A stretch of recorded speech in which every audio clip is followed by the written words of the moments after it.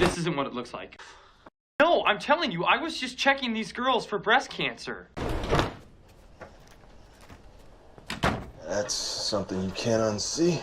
What's going on, everyone? Jeremy here from the Quartering, and hopefully we're going to see a reckoning this year as continually more information comes out, whether that's through Freedom of Information Act requests or the Twitter files.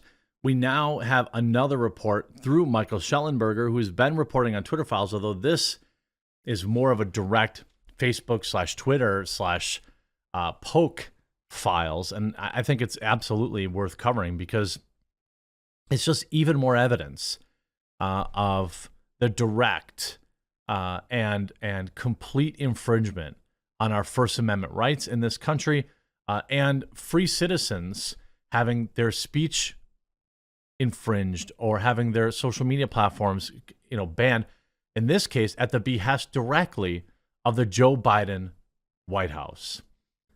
Pushing hard today to get people to make today the first day they try coffee, brandcoffee.com. It's my coffee company. It's January. Things tighten up on YouTube. And so now would be a great time for you to check out the reviews over on coffeebrandcoffee.com.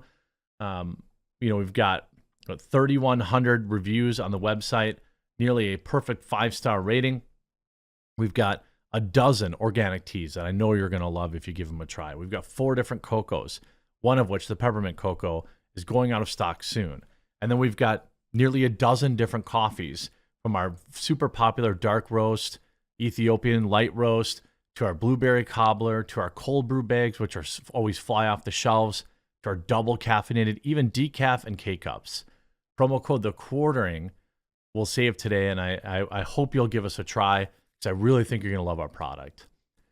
This via Michael Schellenberger.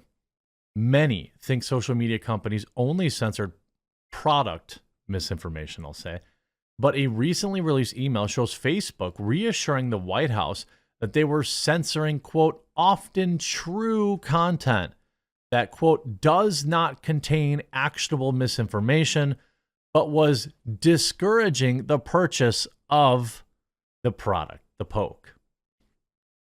So when they told you that they were worried about misinformation, when they were worried about people like taking home remedies or horsey paste or all this type of stuff, that's bull. Here they even admit that they often censored true information if it was viewed as possibly slowing down the purchase of these products from people like Pfizer and Moderna. Here you have Andy. This is Andy Slavitt at the WHO. Andy, thanks for taking the time to connect today. Per our discussion, I want to follow up with the next steps. Consistent product team. As discussed, we will make X redacted, who has been coordinating the product work that matters most to your team, available on a regular basis. If it makes sense, we can schedule some time for redacted to connect with you and or Rob, sharing additional data, levers for tackling poke hesitant content. You also asked us about our levers for reducing the virality of poke hesitant content. In addition to policies previously discussed, these include the additional changes that were approved last week and that we'll be implementing over the next coming weeks. As you know, in addition to removing poke misinformation, we have been focused on reducing the virality, so deboosting, blacklisting, hiding of content, discouraging the poke that does not contain actionable misinformation. So even if what you said was true, and you said, hey, maybe you should, think more deeply about getting this poke, this injection, they deboosted you and they blacklisted your content and they probably banned people. That is absolute insanity. This is often true content which we allow at the post level because experts have advised us that it is important for people to be able to discuss their personal experiences and concerns about the poke. But it's also can be framed as sensation, alarmist, or shocking. We'll remove these groups, pages, and accounts when they are disproportionately promoting sensationalized content. You mean like bodies being stacked like cordwood in the street? How does CNN still have a Facebook page? Absolutely insane.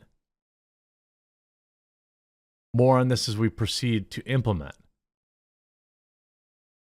I mean, they were tipping the scales. Who's to say they couldn't have done this? I mean, hypothetically, the systems are in place for them to do this on various election type, maybe they don't like, information that's true but has a result we don't like. Maybe positive Donald Trump posts, for example.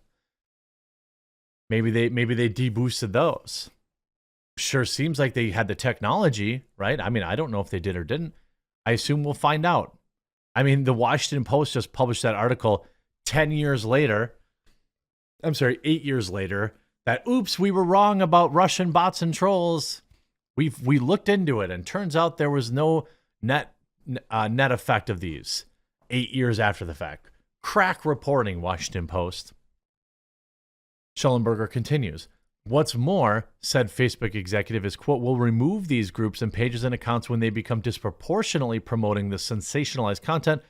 Or on that front, there is a pattern here of the Biden White House intimidating Twitter and Facebook executives into censoring, quote, legitimate findings and questions about our COOF policies. This is from David Zweig. And you can see the article here in the receipts. This links to an article on the Free Press, how Twitter rigged the COOF debate. And one of the interesting things here is Biden. One of the first meeting requests from the Biden White House was about COOF misinformation. Per regular process, public policy took the meeting.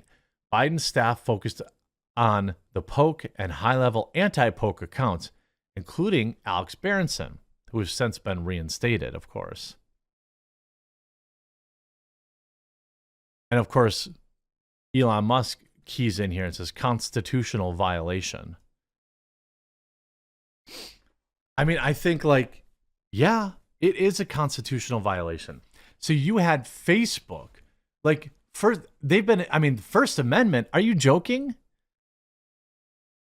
Are you joking about that? Our government has been infringing on our First Amendment right for years.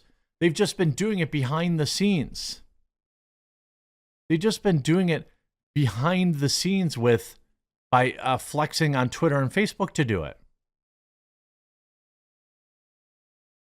You can see this email shows Facebook responding defensively to the White House's then COOF advisor, Andy Slavitt. This often true content, wrote Facebook, which we allow at the post level because experts have advised is important, but it can be framed as blah, blah, blah. We'll remove this stuff. Another White House official wrote in an angry, scolding email to Facebook, quote, we are gravely concerned that your service is one of the top drivers of poke hesitancy, which apparently just discussing your concerns was something that isn't allowed. So if you were concerned about injecting this product into your body, you were seen as a negative, as somebody who needed to be silenced, somebody who needed to be deboosted and shadow banned. Turns out the more people talked about it, the less they wanted to do it. Hypothetically. All of these censorship demands were occurring against the backdrop of the White House and Congress regularly threatened to revoke Section 230 of the Communications Decency Act, which indemnifies social media platforms from liability, meaning they can't get sued for stuff that their people post, except they surely were not acting like platforms. Not when they were making specific editorial decisions on what content they should be able to remove. In my opinion, they should not have indemnity. They should not be protected against lawsuits because they very clearly were not acting like simply platforms. In fact, they were acting like extended arms of the Democratic Party and the White House. Aaron Kearty, a former professor at the University of California, Irvine School of Medicine and plaintiff in an attorney general's case, wrote in the Wall Street Journal, the First Amendment bars the government from engaging in viewpoint-based censorship. That's what the White House had the same impact. Or, I'm sorry, what's more is the White House had the same impact on Twitter. show this tweet. Martin Koldorf, no, thinking that everyone must be poked is as scientifically flawed as thinking that nobody should. Proof policies are important for older, high-risk people and their caretakers. Those with prior natural infection do not need it, nor children. Boom, mislabeled, misleading. We know that this was a result of direct interference from the White House. I believe this was the post that was, if I'm incorrect, forgive me, but there was an email from, was it Schiff? I feel like it was Adam Schiff. I want to say it was. I could be wrong about that. It was some government employee that requested that label be put on there. I mean, this is treasonous.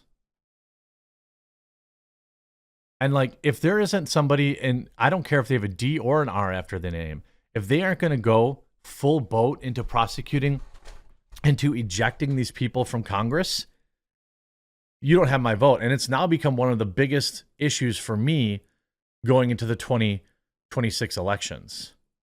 Like, this is, I mean, the next president better have an opinion on this and better have an action plan on this.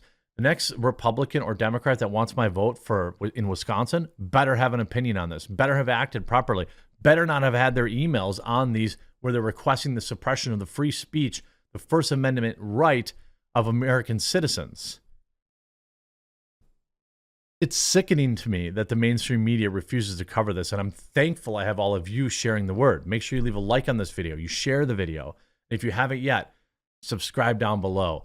I hope you'll give Coffee Brand Coffee a chance. Perhaps just check out the reviews. You know, you can see they're all verified customers with pictures and, you know, and I think that should make a compelling case. I hope you enjoyed this video, and we'll talk to you again real soon.